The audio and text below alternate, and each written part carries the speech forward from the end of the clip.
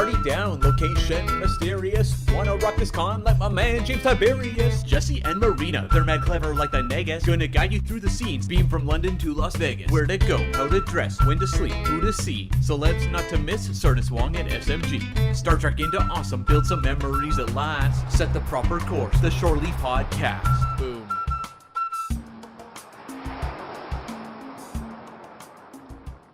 Welcome to the 75th episode of Shore Leave, your Star Trek Convention Community Podcast. I'm one of your co-hosts, Marina Kravchuk, and with me, as always, is my wonderful co-host, Jesse Okendo. Jesse, how are you? Hello. Hey, Jesse Okendo here.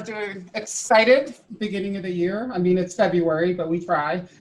I'm just happy we're back together. So that's fantastic. Yes, we took a little bit of a hiatus, but you have to be honest. I mean, seeing that we have sort of a dearth of conventions to go around. Yes. I'm glad that we still find topics to talk about. And we have a wonderful guest with us today. Jesse, would you like to introduce her? Yeah, we have Ann Marie Segal, like friend of the podcast, friend of Fandom. Just love her because she's everywhere, and I really don't even remember where I met her. But Ann Marie, why don't you introduce yourself and like tell everybody or remind everybody who you are? Oh, thank you so much for having me. So I'm Ann Marie, like Jesse said, and actually we haven't met in person formally, although I became aware of you when the Seventh Rule with Sirach and Aaron did a special STLV series before 2019 STLV, like the month before. Yeah. And they had a different fan on every day. And that's how I learned about the amazing people, Marina and Jesse. And it's been on like my bucket list to meet you both. So oh well, hey. Ann Marie, you and I have yes, met. I know. Yes, which was very thrilling. We had a wonderful sit down together before one of the Cape Magoo's plays back in, oh God, was it November, December in 2019? Wonderful. It seems like forever ago. But something that, since you're a brand new guest to our podcast, we've never had you on before. Besides introducing yourself, can you talk a little bit about your Star Trek fandom? Like, at what point did you get into Star Trek? Why are you here? How? I love it so much. So it started, I think the first memory I have of watching Star Trek, I was 3 years old in like 1987, probably a little bit before Next Generation started. I have this like blurred memory of Telosians on TV looking very scary. But then I really got into it because at bedtime every night, my dad worked a lot. He was a doctor and working like a ton of hours. So at nighttime, our special time was watching Next Generation at 9 p.m. on Fox 39 or 47 in Beloit, Wisconsin. And every night, like we'd fall asleep watching Star Trek with him, and it was just such a special memory. And we did that for like years and years and years. So after that, like it's sort of my comfort blanket. Like I throw it on to go to bed, and especially like the years after medical school and residency, like especially after a couple of years of residency, it was really hard for me to fall asleep and keep regular hours. So I'd put on Star Trek during it, and I got really back into fandom again. Well, to the show again, and I didn't even know there was this whole fandom culture. But I got into this podcast. One of my brothers told me what a podcast was. So I found this podcast, Greatest Generation, which is it was especially hilarious when they talked about season 1 of Next Generation, because let's face it, it is like very funny 80s television and has like a lot of very rough spots that can levelly be made fun of by people who love it. So I got really into it through that. And then I was so into the podcast and knowing there's this whole world out there, like I think it was 2018 maybe. I Googled like NYC, because that's where I live, Star Trek, and I found there was a quiz night. This was like, I think September 2018, and actually Marina was there. I have a memory of her being on a really amazing team, but I didn't know anybody, and I just like walked in, and immediately like Ed and Lawrence, who were throwing it, were just so lovely to me, and I joined a team. And within a couple of minutes, my team won Best Team Name, which was My Orgon Brings All the Boys to the Ship. You know, we got third place, which was honorable since like Marina was there. And it was one of the best nights of my entire life. And after that, I was like, I found like my people, and I was just like beaming and laughing for months after. And I started listening to tons and tons of Star Trek podcasts, and like every time there's a New York event, trying to go. And at some point I started like Googling Star Trek actors to see what they're up to. And I found out that Aaron had started a podcast, The Seventh Rule with Sirach and it's like Jake and Nog were back together again, and it had been going for like a couple weeks at that point, so I got really lucky. And ever since then, I've just been having the best time with them. And with the pandemic and everything, Ryan Husk, who's one of the co-hosts, had the idea to do virtual TrekCon back in July. So the idea came about like the end of May of this year, or I guess 2020. And I had like the thrilling privilege to get to help with that a little bit. That's awesome. So I'll tell you like a tidbit that nobody really cares about, but like today. I care about all minutia. So February 3rd, 2013 is the first time I posted on Facebook saying I'm going to turn 40 and I need to go to a Star Trek convention for my 40th birthday. And then the following year is when I went to my first convention. I love this so much. So I have to tell you that actually, so like I had never, aside from like a couple of New York events, I'd never been to like something really big for Star Trek. So when I heard you guys doing your STLV like specials, they were just, I was so deeply moved. They were basically like art house documentaries to say like, why is this fandom amazing and special, and what it means to everybody and what it feels like to go. So I was turning 35 actually during STLV, and 2 days before I left, I went on the Friday, 2 days, so on Wednesday, my birthday was Friday. On Wednesday, I was like, why am I just sitting alone in my apartment? Like, so I Googled plane tickets to STLV and got on a plane and had the best weekend of my entire life. And that's how I started. Yeah. 35th birthday. You know, that's something that I think that's a first when, you know, somebody listened to us talk about it and then just got on the plane and went. I had to. That's tremendous. Oh, that's wonderful. But, you know, I suppose that's kind of what we're hoping to do, you know, talk about conventions. And you guys helped a ton, because when I decided to go after listening to you on the 7th Rule, I went and found Shore Leave and binged a bunch of episodes so that I would know like how to get ready and what to expect. That's tremendous. Yeah, we keep saying that we want to redo the 101 series, but like, and maybe now that like it's changed name, maybe now's the time to do it. But like, honestly, it'll be like all of our first real Vegas since, you know, the big change. So we'll see how that goes. So it's going to be interesting to actually see what actually occurs if things go, you know, and I'm keeping both my fingers crossed at the moment. If the Vegas convention does happen this year, it's certainly going to be, we're probably going to do like a prep episode, because literally we're going to be going into unknown. I mean, are things going to stay the same? Are there going to be new protocols in place? Are the rules going to change? How are they going to do, I don't know, anything pretty much, from sitting to autographing to photo ops. And then after that, again, hopefully the convention will happen. Yeah, we will definitely have to redo 101, because that's definitely the past now. Yeah, and like my big thing is like, so just because CBS isn't a sponsor doesn't mean they can't use all those like things that they use to make it so special. The first year I went, but all that big stuff started to come around. But like, I'm just wondering like what that really means if they're not a sponsor, and I think we're all wondering. I have to totally agree, because like so the Wednesday I decided to go, a couple hours later I sprained my ankle on a crack in the sidewalk. So when I went, it was really hard for me to walk, especially down that really long hallway. So I barely even went to anything during the days, and luckily like Masquerade Bar was down the elevator from my hotel. Yeah, there you go. So like I would only be able to like make it down that long hallway like once a day. I'm so sorry and I'd go back and ice my ankle. Well, it was still so much fun, and I would still be at Masquerade Bar till, you know, like 4 a.m. And then we're on New York time, so even us sleeping in late was like 7 a.m. there. So it was really fine. It was just that I actually probably ended up missing a lot of those CBS sponsored things. So in my mind, I'm like, I don't even know what the difference would be. Well, let's see. The first Vegas that I attended was in 2010, and at that point, like the main difference, if you were to compare that STLV experience with, say, 5 years later in 2015, was that you certainly had far less decorations, if you will. So all those wonderful things that we eventually acquired in the form of the Guardian of Forever and the transporter pad, you know, those photo op spots, they were never there. That's just something that came along eventually once I think the convention became much bigger after the 45th anniversary. And there was certainly more variety in the vendor room, meaning, you know, there were more non-Star Trek things, including non-Star Trek guests. signing at their tables. So I'm assuming that now that it kind of becomes like a sci-fi summit, which I think actually is the name that's used for the smaller versions of the creation conventions. I think that's probably something that we can look forward to. But regardless, if we'll see what's going to happen. At this Well, I point, would like that because I'm getting into Babylon 5 this week. So I'm like, yeah, well, tremendous. Oh, Babylon 5 people. you've got to meet Pat Tolman. We had her on. She's tremendous and So talk about, cool. Yeah, we had so much fun with her. Oh my gosh. Like, I mean, it was only like an hour, but like I felt like we've been talking forever because I was like that, when you talk to someone for a while and you've had so much fun, you actually feel yourself starting to like get like more Yeah, and energized. Oh, you mean like right now?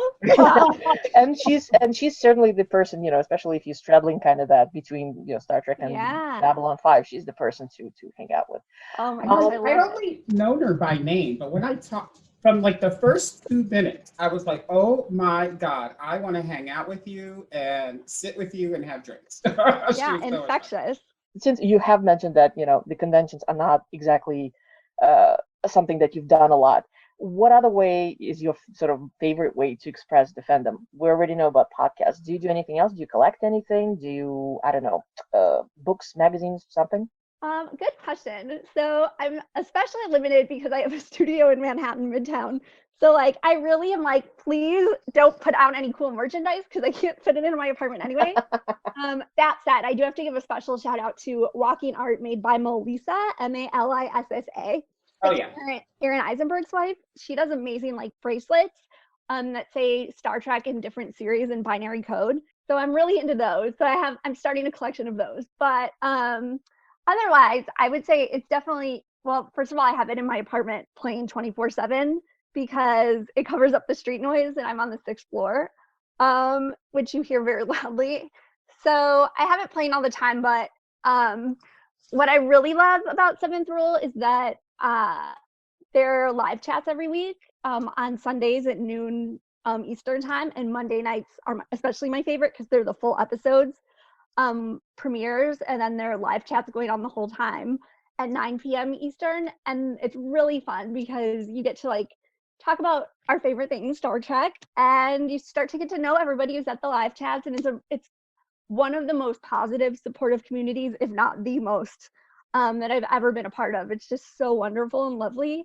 So it's really fun getting to do that every week. I just love it. That's wonderful. Seeing that it's, as we already discussed, it's the same people involved as far as virtual TrekCon is concerned. I kind of, seeing that everything is just so uncertain as far as convention circuit future is concerned, I have to admit that I'm kind of hoping so very much that Ryan and company will consider doing another one of those, because you have to admit, even though you were kind of like on the other side, I had so much fun. It's just such a tremendous experience, and you got so many wonderful people come on. I mean, both guests and the writers and the producers. And I have to say director also, because that's Kim right. Friedman is like one of my favorite directors ever, and it was such an honor to have her. She was on the show a little bit before the first VTC, but I think it's one of the best things about this is getting to record for posterity people who we haven't been able to hear from as much. And she's one of my favorite guests of all time. Yeah, not to mention making this all available to people who might not necessarily be able to attend physical in-person conventions. I'm totally in for, like, we missed last time, I think, because of just my schedule with Marina's. An unfortunate confluence, so we weren't able to participate, even though we were going. But we're totally gung-ho to help or whatever. Oh, so you guys we threw do such another a one. fun welcome party for the first VTC. It was yes, that was your Zoom chat. It was great. I was so amazed. How many people showed up? Yes. Yeah, like. Oh, I know. I didn't even know you could scroll through different pages on Zoom.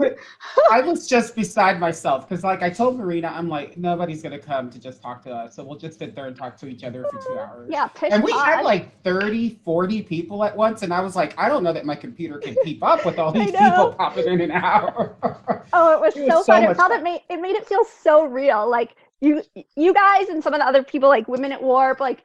I felt like very strongly that you all really legitimized have like a real con experience, because what was one thing having guests, but having like my favorite fandom like all stars really made it feel special. Well, and what was so cool is like I think I left first. No, Marina left first, and then I left, and we were like 3 hours into the 2 hour session, right? And then I woke up and I said, Marina, we were up for 8 hours. Oh, I know. Like Sci-Fi Sisters threw one at the end of the second VTC, and it went till like 6 a.m. Yeah, it was amazing. I was like, oh my gosh. I suppose it helped that we got quite a few people internationally. So in terms of like hours, you know, Oh, it yeah. was already very late here, but it was like early morning elsewhere in the world, or you know, whatever. And so people were like, yeah, we just feel like talking Star Trek. You know, Oh, that's I Yeah, love that's one of the side effects of it, Yeah, right? yeah. So now we can have like hope, like they say in my industry, like follow the sun, right? Because we can just have fandom 24/7 because you don't have to get on a plane to be with each other. You just have to get on a computer. So that's Yeah, that's and it's true. so special. Like, I mean, I went for like maybe 33 years or something where I didn't get to talk about Star Trek with anybody. And it was sort of like, I don't want to belittle people, like the plight of the gay community, but I definitely felt very in the closet. And you don't want to like give people, and especially if you're like kind of picked on in school, you didn't want to give like bullies another reason to make fun of you like growing up. So it was just like such a beacon of sunshine to be able to like talk about fandom with people. And this really, I made like so many friends during virtual Trek cons that it actually did feel like a real convention. Like some of the people I met are like as good of friends as anybody. That's tremendous. And believe me, once you actually meet them in person, it Oh, I just can't even wait. I have to say that, well, at least this is a personal experience, and I suppose I've been to a certain degree lucky because we all know, you know, internet very much has a very ugly underbelly sometimes. I have several friends that I've been friends with through Star Trek fandom, specifically through Keep My Groove fandom, that when we finally actually met in person after having been friends for well, anywhere between like 3 to 8 years roughly. Um, and we met Wow. a person in a destination Star Trek in Birmingham, and at some point I caught myself like, here we are, we're sitting and you know having Coke and pizza, and just talking like we've as if we've done this for years. But the thing is that we've done talking for years online. That's the first time we actually laid eyes on each other, and yet it just translated seamlessly into the real world. So I suppose that's I wish you the same. I Oh, hope that you I know when love you it. meet when we are finally all see each other in person and you get to meet these people in person, it's going to be just as wonderful experience as I had. Something a little bit of more sadder side. So we were talking about all these wonderful panels that Virtual TrekCon had, and all these amazing people that you got to feature and interview. And we can not mention because this particular person has been a fixture of the fandom, and of course the convention circuit for many decades. And of course that's Richard Arnold. You had a fantastic Mm. panel with him, which I hoped. I was like, well, this is great. You can have Oh, it like was you know amazing. Richard Arnold part two, part three because he has Yes. so many stories to tell. And of course, the recent news have been that he unfortunately has passed away from cancer. And you know, just a very short tribute for him because there's too much to say and not enough. He's been a very special part. Yet I suppose my very first convention experience was very much. I remember him vividly because that was my first experience with somebody who was behind the scenes, and who was also happened to be a fan himself. It was this very you know strong connection between the production worlds and the fan worlds. Yeah, I So met him the same year that I met Larry Nemechek. Like, so I had somehow like met backstage people more than well because I was like I Amazing. had my first picture was with like Michelle Nichols, and I remember going up to her like a little kid, and I'm like, "Ah, love you." She's like, "No." Oh, he was just such a You can, beautiful spirit. yeah, yeah, but she said, "But you can get really, really close," and I was like, just like that. It was so cute. But yeah, I remember meeting him and like not knowing it. Well, I didn't know anything, right? Because it's my first convention. But Oh, like, he's so humble. yeah, and he just spent time talking to me about because I mean that was my first fan event was Star Trek Las Vegas. So I mean, I'd never been in a room of more than like 1,000 people for work, and this was like 5,000 people, 20,000 over 4 days, right? I was like, oh, I was just so overwhelmed, Oh, it and was the best thing ever. yeah, but he was just awesome to talk to, and kind of gave me kind of the lay of the land because I met him in the vendors room, and I'm like, holy crap, how do you like buy anything here. I mean, it's just too much, right? And he was just really fun to talk to. And I had like made a point to like go to his table every time I was somewhere with him. And I remember, so Marina, remember the 50th where we were like going head to head to see who could make the most creation events that year? Oh my God. Oh my God. Yeah, I won. Ooh, I was gonna say, let me bet who won. Yeah. Well, Marina won. I was like, she just like got one. Right. She had more time. I don't know. I was just like, I can't do another one, Marina. You win. Shortly after that, we started hosting the podcast. So Oh my gosh, that's priceless. But yeah, I saw him like everywhere, and I didn't like. That's the other thing I didn't know, like that these folks like actually travel and like, you know, are available to fans all over the place. So you don't always have to go to them; they can come to you, kind of stuff. And it was just, he's like the first person that made him, between him and Larry. I was like, okay, so now I get it. Like this is a real thing. It's not just me being crazy. Because like I'm like you. When I first went to my first Star Trek convention, so I was looking back. Today's like when, you know, I said I saw my Facebook, but like I didn't post anything on Facebook. So I was just like, okay, I'm already like, people make fun of me enough as it is, because I was posting like dog pictures back then more than anything. Back then? I still do. Yeah.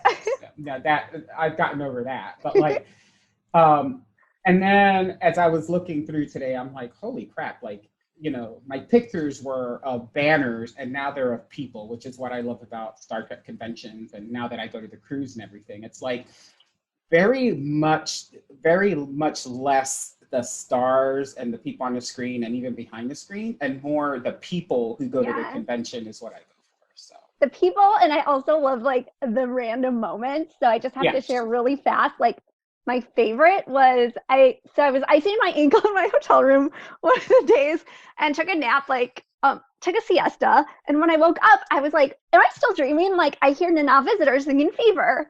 And then I was like, woke up a little more and I was like, no, she's actually singing in the adjoining room to mine. And they were having a Rat Pack practice right in the adjoining room. And which also I have to say my room was like dirt cheap because I got it like last minute.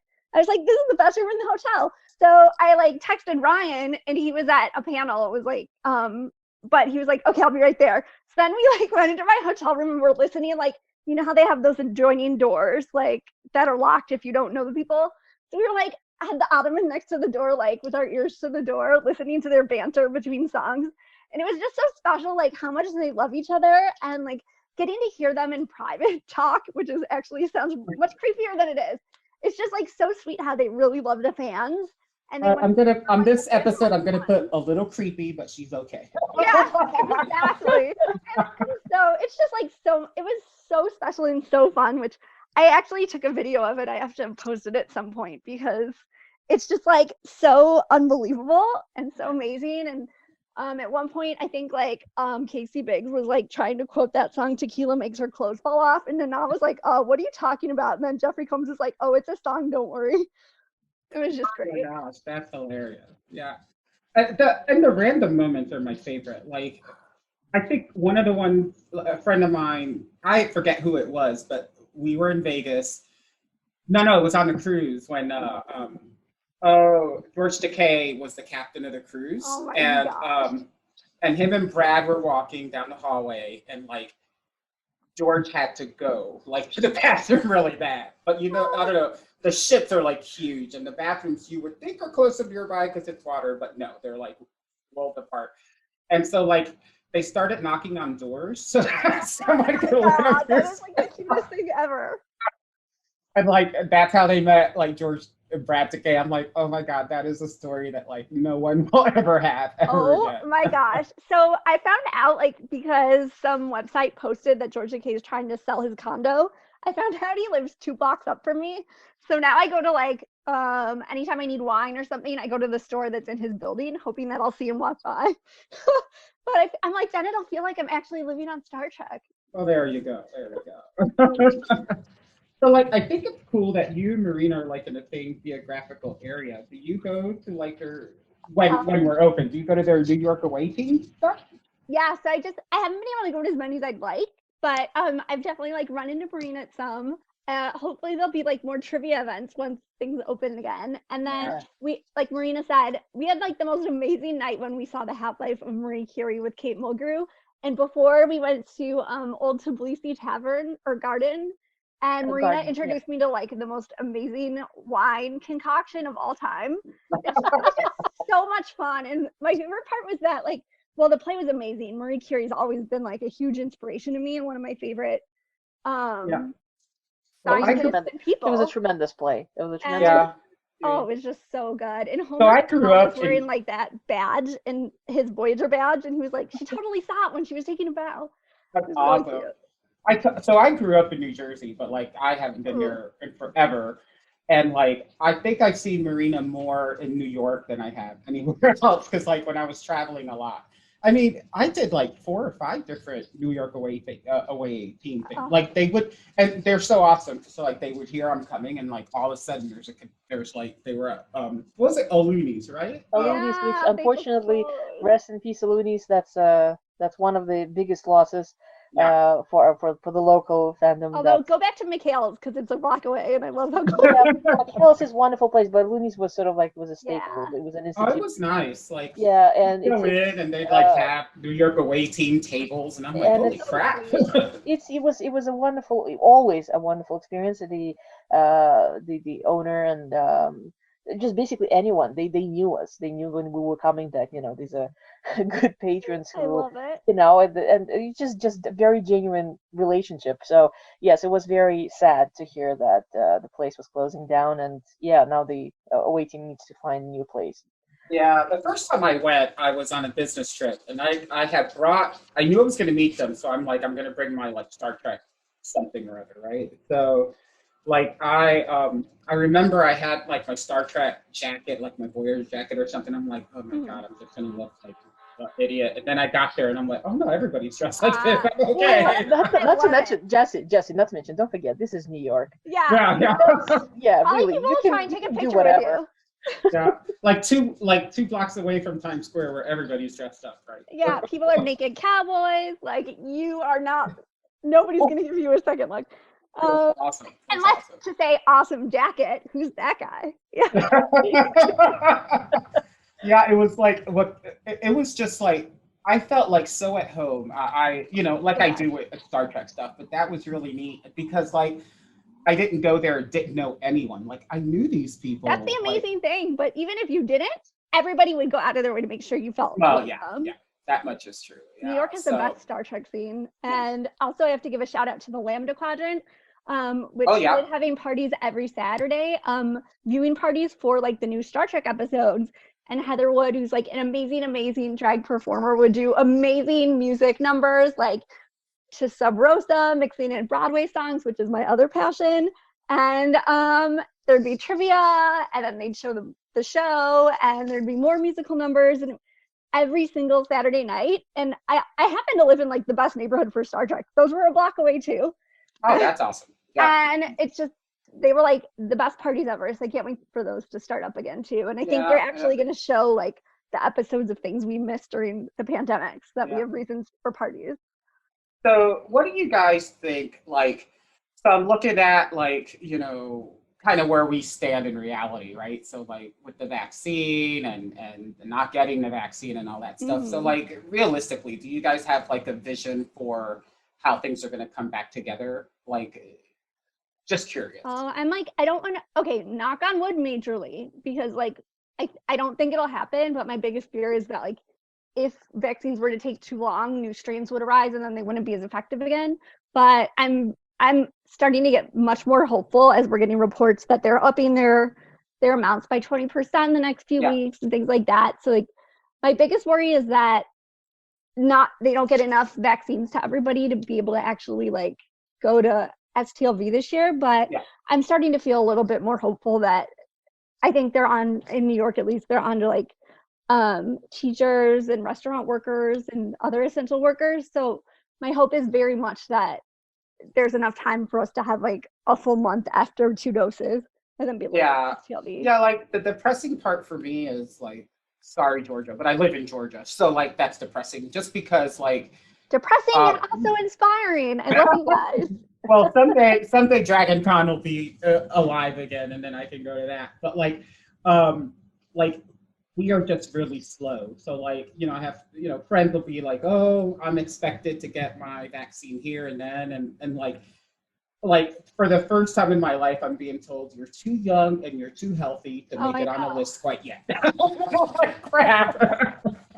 I know. I'm very, So I'm very hopeful. it's very on the fence whether I am vaccinated before Vegas. So I'm just waiting to see how that all works out. But like, I am definitely more concerned about being healthy. And the way we have become such a virtual fandom now, like everybody's kind of had to just step up the game, and that's what I love about being a human being, and what I love about Star Trek when they showcase human beings is like diversity, whatever, we'll get over whatever comes. So like, I mean, we got people going to Star Trek events now that could never make it because they either couldn't afford it or they couldn't physically make it there. And now, like, the fan base is almost bigger because we're providing all these different I ways love for it people to so enjoy. much. It's so beautiful. It makes me so happy. And like, I mean, it's just everybody deserves to hear these amazing stories. And like Marina said, like I had never heard Richard Arnold speak, and getting to hear him was just, I was really looking forward to hearing more from him because it was just so special. And actually, shout out to Larry Nemechek because he actually had Richard Arnold on for 3 Trek Files. I think they're episode 12, 13, and 15. I've looked it up a few times and listened a few times. But yeah, it's just, like I said, in addition to everything else, I think it is just so important for like posterity and history to be able to hear these people's stories because it is history. Yeah. And Marina's a pillar of virtual events because she is the only person I know in fandom that keeps track of almost everything. Yeah, so, I rely on Marina's calendar. Far too kind. I mean, I have to admit the whole thing with the list of the events was at some point I realized that I was starting to lose track of everything that was going online. So yeah, that's why, hence the list, and surprisingly, a lot of people found it just as useful. So I started sharing it in various Facebook groups. I'm thrilled that this is ongoing. It's not as busy right this very moment, but we would kind of at the it's still early in the year. I think there will be more events. Going back to what Jesse said, what our thoughts and hopes and for the year. I don't think we're gonna see any in-person events until, oh gosh, my best hope probably end of summer. I'm still holding out hope for STLV. It's kind of gonna mirror what I was saying exactly, I suppose. Well, less than a year ago, but when we were recording last year's episodes, kind of wondering, oh, is Vegas gonna happen or not?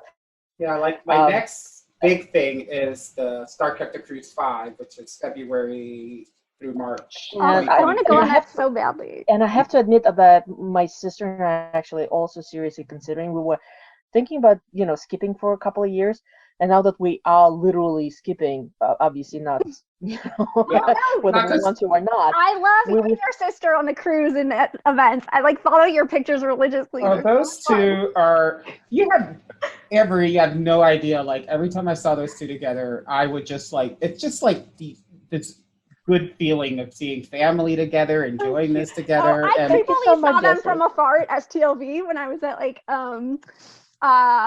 what's it called? The bar. Now I'm blocking on the name. Masquerade? Yeah, when I was at Masquerade, I kind of remember out of the corner of my eye seeing like Marina and Olga walking by, but I like hadn't officially met Marina yet. So it's like, it's so creepy that I'm so excited to see them here. You should have totally come by. It might sound weird, but within that whole thing where it's a bar full of Trekkies, if you just gone up and like, I know you, because people have done that to me. And we'll just introduced ourselves to each other, and it would have been fun. Oh, fun! Well, you guys had a harem of people doing the same. You're so cool, and like everybody knows the cool sisters. Yeah, well, thank you. It's like the very sisters of the convention. Well, and so I know nobody believes this when I say it, but like before all this, I was a little bit shyer than I am right now. And so like now when I go to stuff, because of the podcast and because of the Star Trek Facebook groups and stuff, like, people come up to me and go like, "Are you Jesse?" But they say it like I would say it, right? So it sounds like they're either ready to beat me up or like or ask you for an autograph. Or serve me a court warrant or something. I'm just but like I'm getting used to it, and what it is with Star Trek too, it's not just doesn't just happen to just Like it happens to everybody. Like if you're like one of those that just lurks and then you end up at a convention, someone is eventually going to say, "Aren't you that guy that we see on Facebook every Yeah, once it's in a so much while?" It's fun. just I the way love it it. is. Yeah, I love love. it so much. So yeah, and and like so my big hope. So like not that I'm a pessimist, but like I'm a realist, I guess, and so like Pragmatist. yeah, more so. Yeah, you're right. Because like I'm just like, okay, so like there's on the fence that well, STLV, I believe it's gonna happen. I just don't think that it's gonna be as attended Yeah, because we like the are gonna stars have been be vaccinated. yeah, like not everybody's gonna be vaccinated. And like the real cool, great stars Yeah. are like jumping the Armin's taken line. care of, so I don't really care about anybody Yeah. else. Just kidding. But like like those newer actors that are on shows right now, they're not gonna jump the line just because Mhm. they're stars, right? So you can see them already going, no. Even Dolly Parton's like, no, I'm not gonna jump the line. So like, and she has every ability to jump the line. I So, know.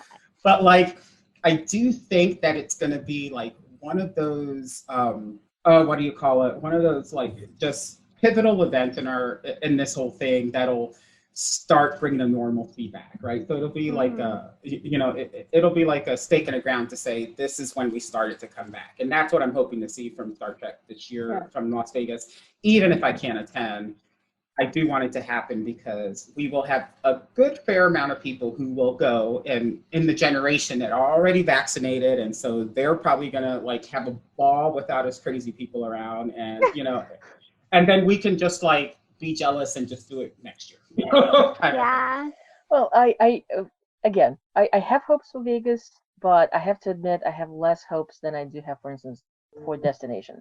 So Mhm. because we're talking quite a June, bit I of a think. time difference. Who knows what's going to be happening by November? But we shall see. I'm literally taking everything like a day at a time at this point.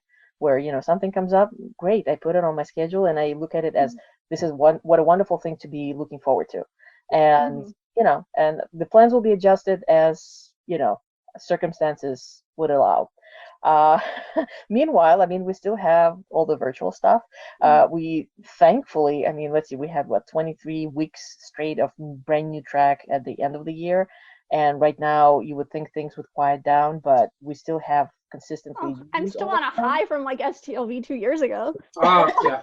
Also from all the new Star Trek, and especially Understood. Yeah. for This year, Picard, and like I loved Lower Decks finale, especially. Like it's just been great. Yeah, yeah, last year was like just one of those years where it wasn't good and it wasn't bad because all the stuff just balances each other out at the end, And so like I was just happy that we had all the new Star Trek. We had like what, not 13, it was like 20 weeks of like new stuff. 23, 23, 23. 23. Yeah. And so it was good to see that. And 23, and the week we found out that Captain Janeway was coming back, which is Yes. like yes, Yes. yes, a yes, year yes. of excitement. And then consistently, ever since it ended, we still keep getting news. There's like literally there's Mhm. something popping up every single week. There's Mhm. something that there's an announcement about this. There is a commentary about that. There is a new collectible. There is a new book.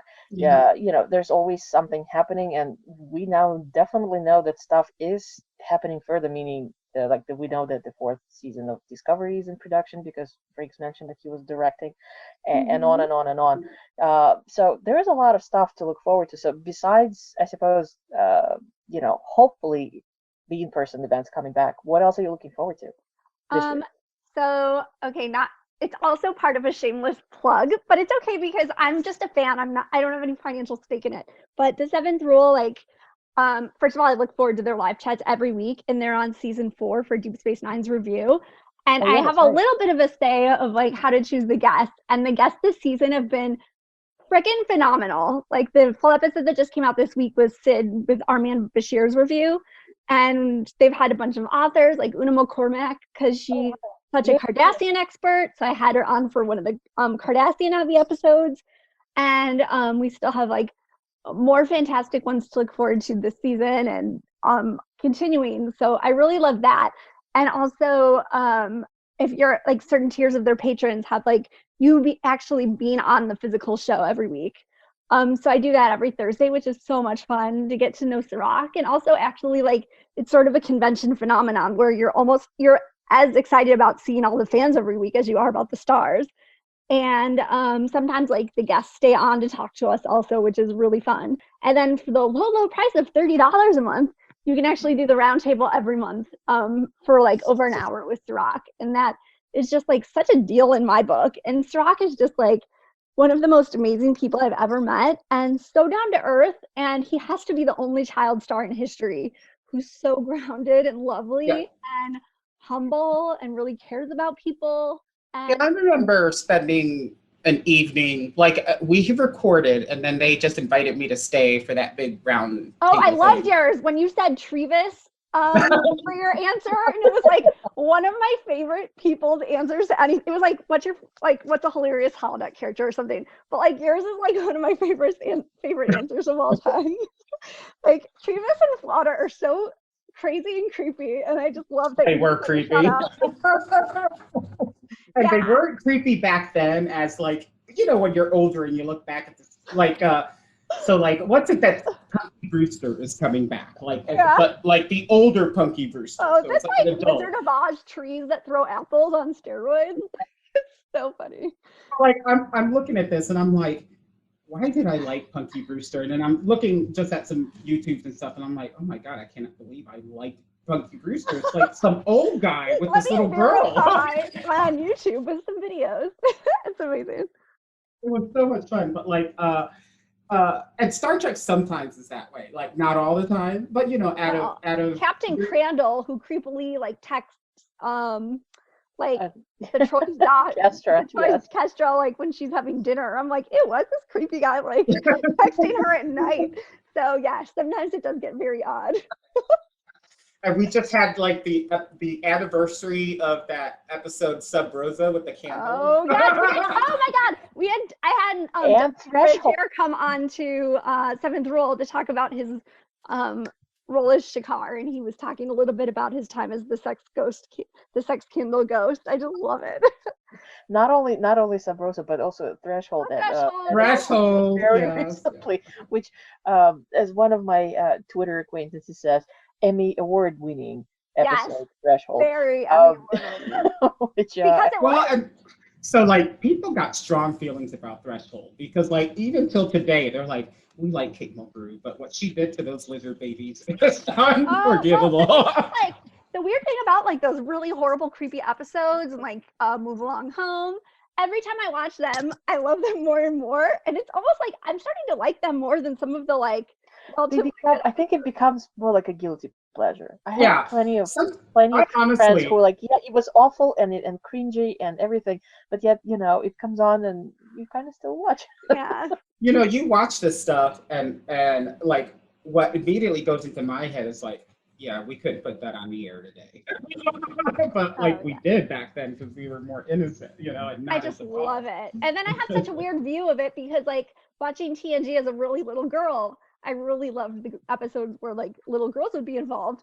So like I love that one with like Clara, Isabella, like the like invisible friend who becomes a real friend. Like I sometimes I have a very warped view of like what the good episodes are until I listen to podcasts and hear what other people have. So our editor, Cam, always like he's just as funny as it is, but like I remember talking to him once about Voyager, and I was talking to him, and we were talking about Cass and Neelix, right? Oh. And like he just looks at me, he's like, "Did you ever think that Neelix was hitting on this 3-year-old girl?" And I'm like, "What?" Two? Yes. And I could never look at Cass and Neelix the same ever again. Well, the weirdest part about them is that like I actually have to admit that. So like we didn't have UPN where I lived, so it was on at like Sundays at 10 p.m. and I was in middle school, so like and you'd set your VCR to record it, and it's just like sometimes sports would go on. So at a certain point, like I wasn't even able to watch it anymore during season 2.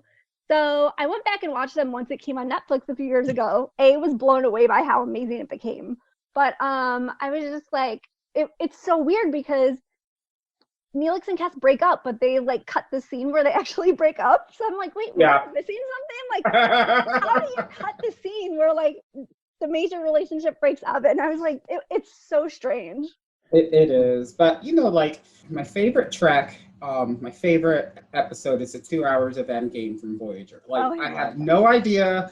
I know there's so much new out there and so much that is like people say, it's like this is the pivotal moment or this is a milestone in Star Trek. But like Endgame, it's just like I cry all the time when I see it. Oh, I like from cheer Message in all a the time. Bottle on, it's just the show becomes so different. Yeah, and I just love that like I just love that we're in a generation where we can appreciate it more.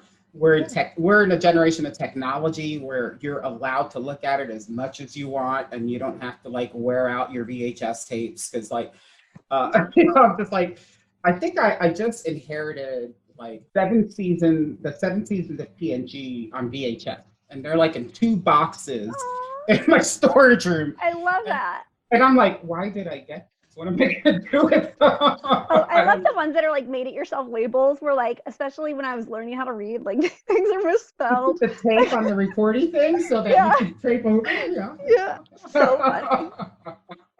All right, well, we're getting silly now. So Marina will center us once again.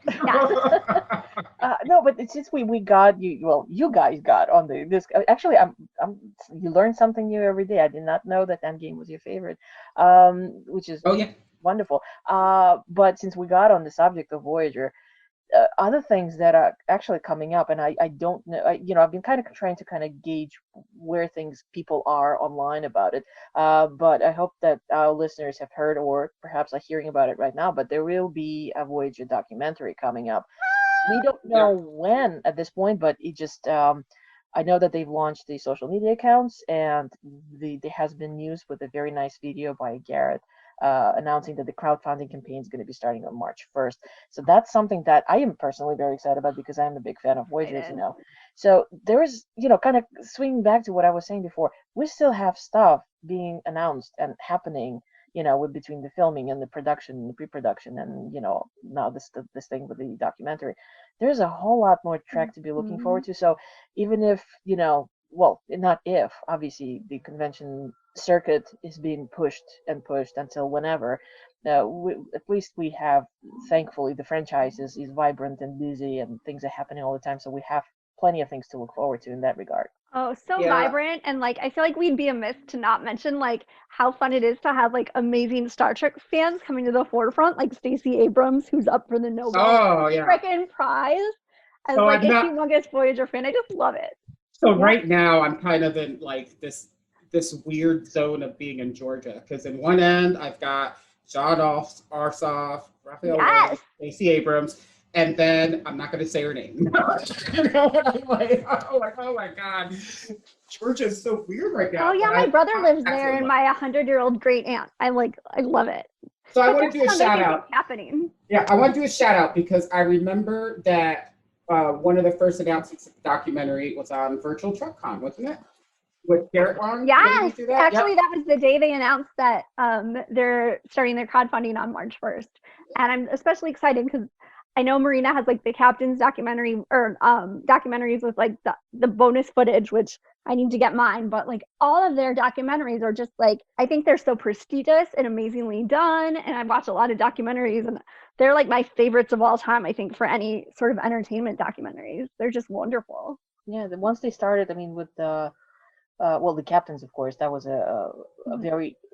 I mean, that's something that hasn't been done before. Oh, and then so moving. They just went on. So those people who are wondering, I mean, you can actually get all these documentaries in one package. There was right before holidays, Shout Factory released a wonderful Blu-ray that is actually a combo. It has Chaos on the Bridge, it has the Captains, it has the whole bit. I think it's like, I hope memory serves right. I think it's five discs just full of stuff.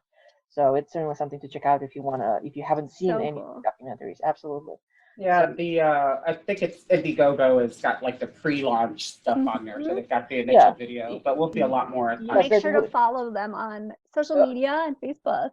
Yeah, and it's very easy to find because all you do is you look up the Voyager documentary. So we'll see. I can't wait to see it's very exciting. It's very exciting. I can't wait to see the perks for donating, especially like if they're anything like the Deep Space Nine ones, which oh my goodness. That's right. Yes, I'm still being asked about because I honestly cannot remember at which level I was for Deep Space Nine, but I got both the first day pin So jealous. and the Che Kira T-shirt, which I'm still asked about. I want that so badly. Like I didn't know about it till it was right before I became like really hardcore back into Star Trek, and so by the time I knew about it, it was done. But oh my god, that T-shirt. Yeah, but bottom line is I'm very happy that it's the same people who created this tremendous films, that they're the ones involved in Voyager documentary. So I'm really looking forward to see what they will come up with. Oh, I'm really hoping for a day one merch, like pin, perk pin that says like "To the Journey" or something. But yeah, so like "To the Journey" has been like, on Facebook used to be To the tagline. Journey. It's like been my tagline forever since I had Facebook, so I've never changed it. So, all right, well, Marina, let's start to wrap up so we can let people get to rest. Yeah. So Ann Marie sounds like she would stay here till 6 a.m. Wait, you guys are leaving me? But a couple of us have to work tomorrow. Well, there's a live chat tonight with the Sci-Fi Sisters. Shout out. Oh, there you go. Yeah. SYSISTAS for Black History Month, and that's actually on like Ryan Husk's sister YouTube channel that has actually like 900,000 or 800,000 subscribers.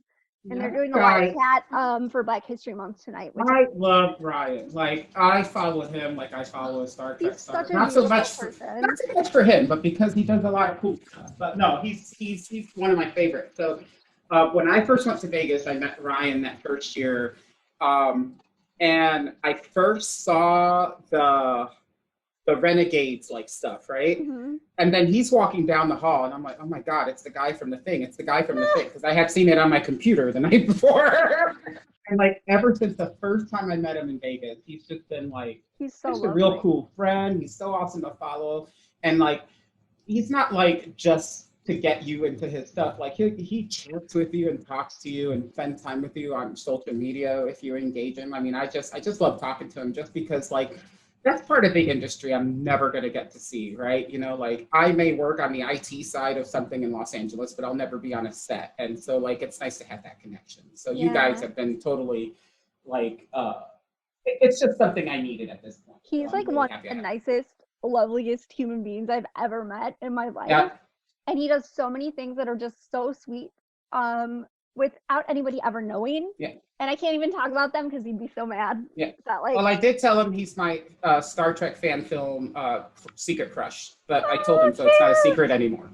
So cute. All right. So let's start to slowly wrap up. Yes. Yeah. So we've done a whole lot of different plugs. So if you wish to bring up anything else, but I suppose the first thing to cover is that Ann Marie, where can people find you online? Let me just look at my Twitter handle really fast. Okay, it's because I only got it the day before Picard came out because I needed to show off those New York City subway tickets, and then that was so successful that I just kept it, and now I love it. So it's at Ann Marie Segal, Segal, and it's ANN, no E, 1, and then but also you can see me. It's easy to find me if you follow the seventh rule, or sorry, on Twitter it's 7THRULE, or on Facebook, The Seventh Rule. All right, wonderful. Justin, where can people find you online? I am at Outrageous Okendo, and I usually tell people just to look at it because it's too long to spell. Oh my gosh, like Outrageous, what's the like Outrageous Okendo. I'm the Outrageous Okendo. And then on Facebook, Jesse M. Okendo, Oquendo. There aren't many of us around, and I'm not the one who's a baseball player, so you'll be able to find me anywhere. Marina, what about you? Where can we find you? Yes, you can find me on Facebook, of course, and you can also find me on Twitter at Dracorex, DRAKKOREX. And of course, Jesse and I host this wonderful show, which I hope everyone enjoys, with a very long name, Shore Leave, your Star Trek Convention Community Podcast, that you can find on Facebook and you can find on Twitter at Shore Leave. And as our listeners know, we're part of the Tricorder Transmissions Network. If you enjoy what we do here on Shore Leave or on any of our sister shows, please consider joining our Patreon. You can go directly to patreon.com/the Tricorder Transmissions or visit our network webpage, which is www.thetricordertransmissions.com, and click on the Patreon link there. Becoming Patreon always gets you some access to the unedited versions. I'm a Patreon and I love it. Thank you. And early release episodes. And as always, we thank all our patrons and all our listeners for your support. Thank you, everyone. Thanks for having me. Live long and prosper.